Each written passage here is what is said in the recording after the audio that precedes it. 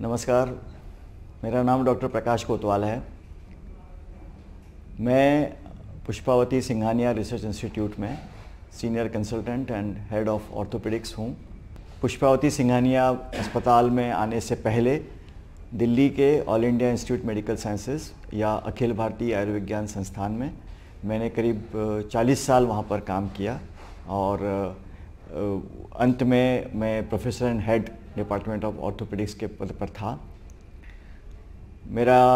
मेरी शिक्षा, मेडिकल की शिक्षा इंदौर के Mahatma Gandhi memorial medical college से हुई और ऑर्थोपेडिक्स के विभाग में, ऑर्थोपेडिक्स के विषय में करीब 40-45 वर्ष का अनुभव अर्जित किया है।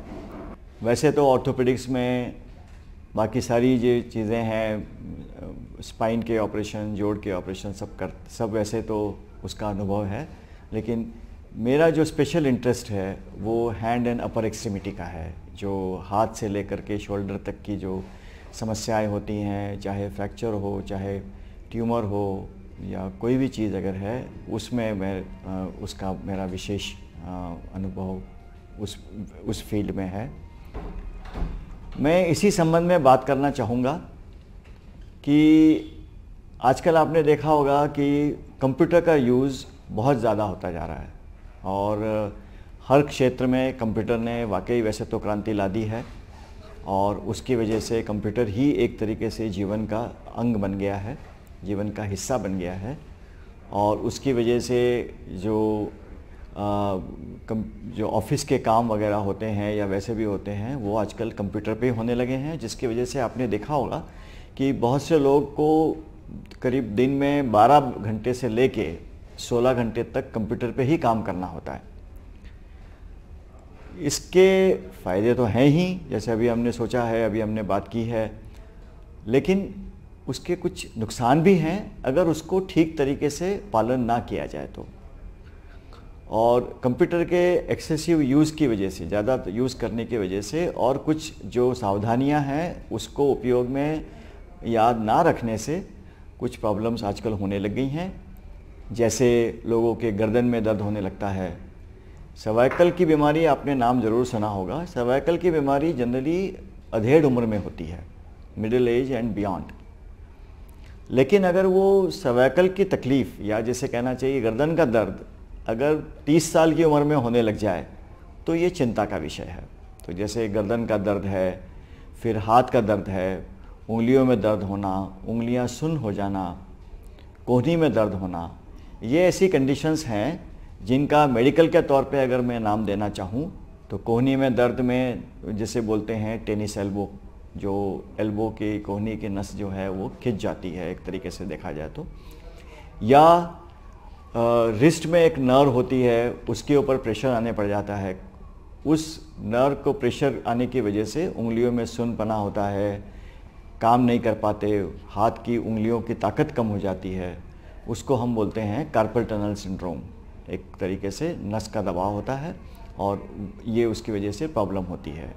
फिर बहुत से लोगों को कमर का दर्द शुरू हो जाता है, क्योंकि स्वाभाविक है अगर 12 घंटे 14 घंटे अगर आप कुर्सी पे बैठे रहेंगे तो स्ट्रेन होने की वजह से, और अगर गलत पोस्चर में बैठेंगे तो दर्द होगा ही।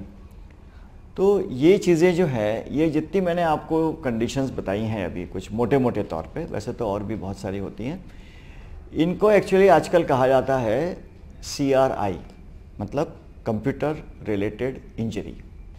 मतलब ऐसे प्रॉब्लम्स जो कंप्यूटर से संबंध रखते हैं, कंप्यूटर के यूज़ से संबंध रखते हैं।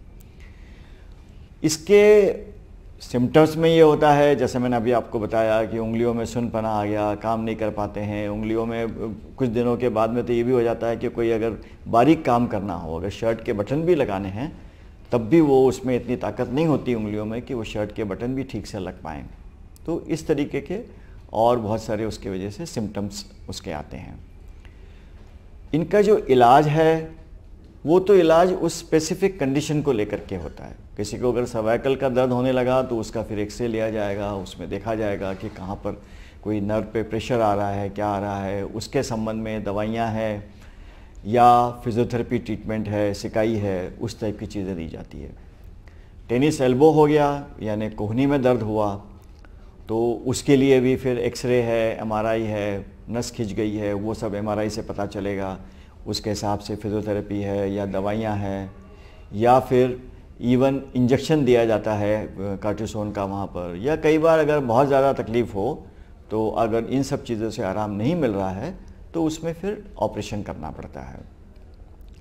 सिमिलरली अगर हम रिस्ट पे आते हैं, जो कार्पल टनल सिंड्रोम जिसकी हमने बात की थी, उसके लिए तो कुछ तो इलाज ज़रूर होता है शुरू में, दवाइयाँ दे करके या कुछ ऐसे तरीके दिया जाए जिससे उसको रेस्ट, हाथ को रेस्ट मिले और आपकी तकलीफ़ जो है उस मरीज़ की वो ठीक हो जाए।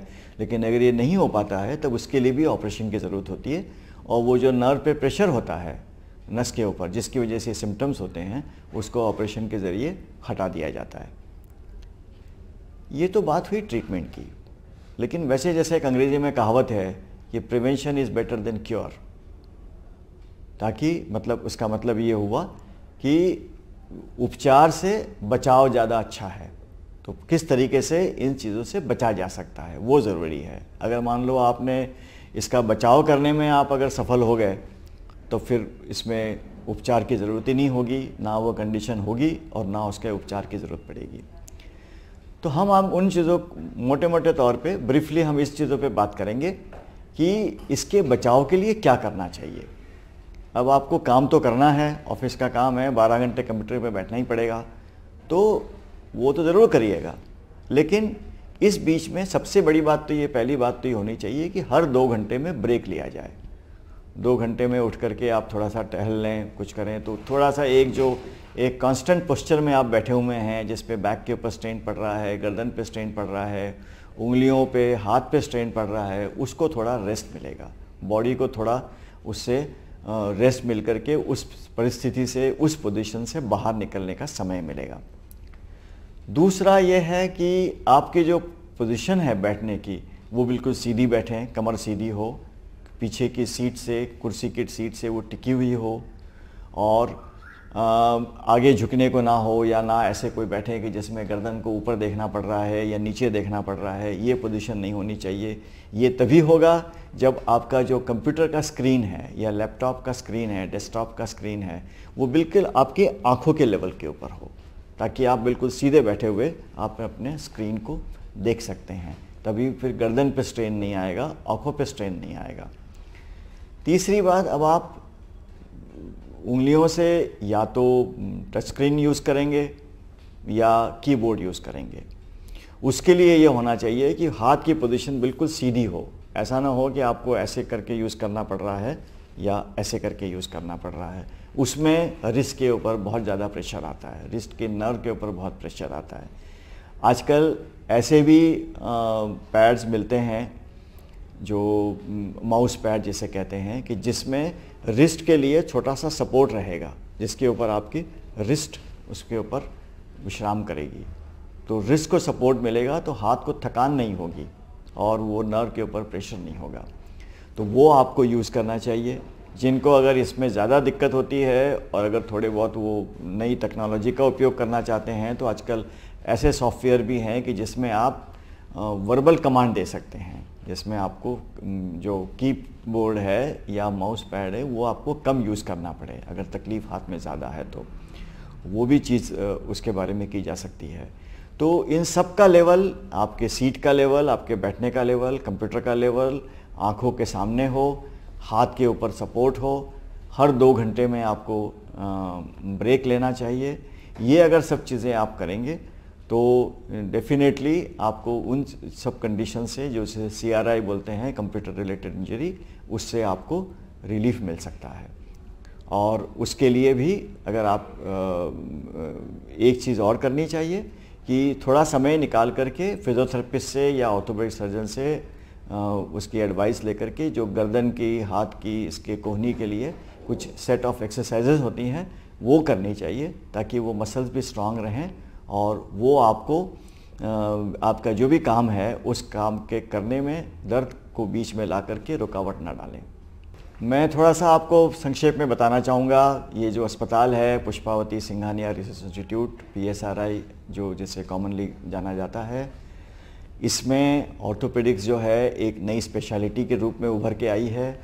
एक आध साल से है, अब और इसमें आगे इसमें और काफ़ी ज़्यादा एक्सपेंशन हुआ है, अभी और होने को है। अगले 2-3 महीने के अंदर एक नई बिल्डिंग आ जाएगी जिसमें ऑर्थोपेडिक्स की और स्पेशलिटी, जिसमें सारा कुछ जॉइंट रिप्लेसमेंट और ये अभी सब हो ही रहे हैं। और डॉक्टर्स भी इसके स्पेशलिस्ट अलग से, जैसे स्पाइन के हैं, जॉइंट रिप्लेसमेंट है, अपर एक्सट्रीमिटी है, उसका पूरा एक्सपेंशन होगा। अभी भी इसमें ऑपरेशन हो रहे हैं, जॉइंट रिप्लेसमेंट्स हो रहे हैं, knee joint replacement, shoulder joint replacement, elbow joint replacement, fracture की ट्रीटमेंट हो रही है। और इसमें इसके एक्सपेंशंस के वजह से मरीज़ों को किसी भी ऑर्थोपेडिक संबंधित अगर प्रॉब्लम है तो उसमें उसको इफ़ेक्टिव इलाज होने का उसमें पूरा एश्योरेंस है उसके लिए कि वो he will get the standard of care, the best possible treatment available for any of his condition. जो भी उसकी बीमारी है ऑर्थोपेडिक संबंधी, उसमें उसको पूर्ण रूप से इलाज मिलेगा। धन्यवाद।